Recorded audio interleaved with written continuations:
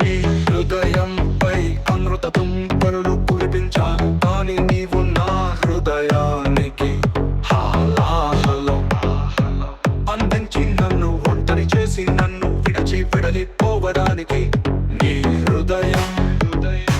నిజంగా అంగీకరించిందా నీవు ఎంత బాగా ప్రేమించగలవు జీవితం